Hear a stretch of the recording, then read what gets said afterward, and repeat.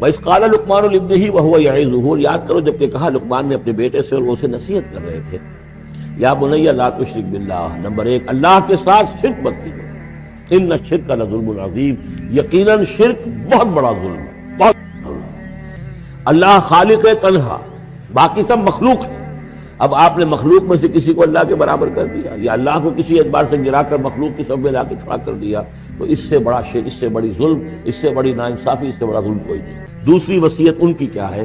یا بنی انہا ان تک مثقال حبۃ من خردل فتکن فی صخرۃ او فی السماوات او فی الارض یأت بها اللہ ان اللہ لطیف خبیر۔ اے میرے بچے، عمل خواہ وہ نیکی کا ہو خواہ بدی کا ہو، تو چاہے وہ نیکی یا بدی ہو رائی کے دانے کے ہم وزن، اور پھر فتکن فی صخرۃ، وہ کسی پہاڑ کی، کسی چٹان کے پیٹ میں جا کر، کسی کھو کے اندر جا کر وہ عمل کیا گیا ہو، او فی السماوات یا آسمانوں میں کیا گیا ہو، او فی الارض یا زمین کے پیٹ میں گھس کر کیا گیا ہو، یأت بہ اللہ، اللہ اسے لے آئے گا، ان اللہ لطیف خبیر، یقیناً اللہ تعالی باریک بین ہے، باخبر ہے۔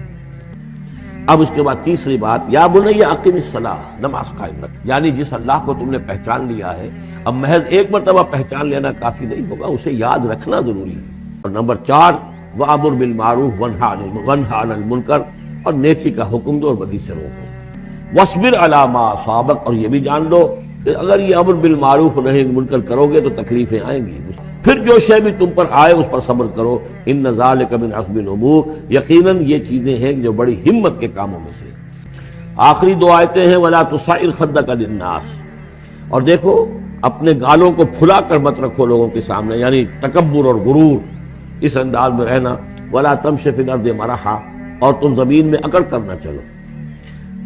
ان اللہ لا يحب كل مختال فخور، یقیناً اللہ تعالیٰ کو جو اکڑنے والے ہیں پسند نہیں ہے۔ تم کتنا ہی پاؤں مار کر چلو ہماری زمین کو پھاڑ نہیں سکتے، اور کتنی گردن اکڑا لو، اونچے ہو جاؤ، سینہ تان لو اور اوپر ترا بھی چڑھا لو، لیکن یہ کہ تم پہاڑوں کی اونچائی تک نہیں پہنچ سکتے۔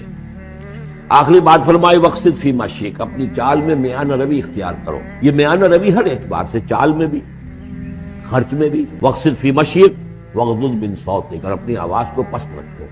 اس کا مطلب کیا ہے کہ کہیں کوئی آرگومنٹ ہے کہ جھگڑا ہو گیا ہے تو آواز کو بلند کرنے کی کوشش نہ کرو، بات اپنی کرو۔ عام طور پر یہ ہوتا ہے کہ جب آدمی دیکھتا ہے کہ میری دلیل تو کمزور پڑ گئی تو پھر وہ اپنی آواز کی والیوم بڑھا کر کوشش کرتا ہے کہ کمپنسیٹ کرے۔ ولا وغضض من صوتک، اور دیکھو ان انکر الاصوات لصوت الحمیر، آواز جو گدھے کی ہوتی ہے وہ ڈھیچو ڈھیچو جب کرتا ہے تو بلند تو وہ بہت ہوتی ہے، لیکن کس قدر ناپسندیدہ آواز ہے، کتنی ناپسندیدہ آواز ہے۔ تو آواز کی بلندی کوئی حسن نہیں ہے، اصل تو یہ شے ہے کہ آپ جو بات کہیں وہ وزنی ہو، وہ دلیل کے ساتھ ہو، اور وہ آپ اپنی بات کو منوا سکیں اس کے حوالے سے۔